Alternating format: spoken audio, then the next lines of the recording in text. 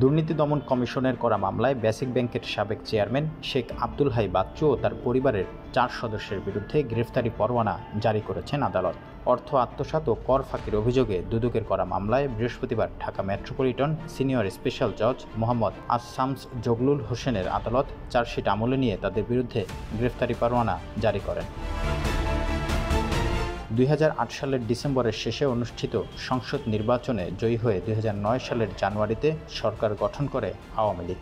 September থেকে আওয়ামী লীগ, যুবলীগ, ছাত্রলীগ ও স্বেচ্ছাসেবক লীগের তৎকালীন ও সাবেক নেতাদের সরকারি ব্যাংকের পর্ষদগুলোয় পরিচালক নিয়োগ দেওয়া শুরু করে সরকার। ব্যতিক্রম হিসেবে জাতীয় পার্টির সাবেক সংসদ সদস্য শেখ আব্দুল হাই বাচ্চুকে নিয়োগ দেওয়া হয় বেসিক ব্যাংকের চেয়ারম্যান পদে। 1988 সালের সংসদ নির্বাচনে বাগেরহাট 1 আসন থেকে জাতীয় পার্টির সংসদ সদস্য হয়েছিলেন বাচ্চু। কেন তাকে নিয়োগ দেওয়া হলো সে রহস্য এখনও অজানা। চেয়ারম্যান হিসেবে দায়িত্ব নিয়েই নিয়মনীতির তোয়াক্কা না করে অবাধে তিনি লোক নিয়োগ দেন এবং প্রয়োজন ছাড়া খোলেন একের পর এক শাখা। ব্যাংকের বিপক্ষে যায় একের পর এক এমন সিদ্ধান্ত নিতে থাকেন তিনি।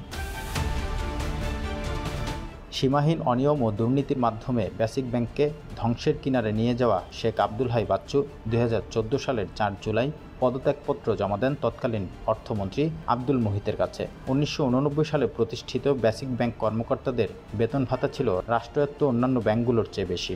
খেলাপি ঋণ ছিল 3 থেকে 4%। শেখ আব্দুল হাই চলে যাওয়ার পরপর 2014 সাল থেকে খেলাপি ঋণের হার দাঁড়ায় 68%।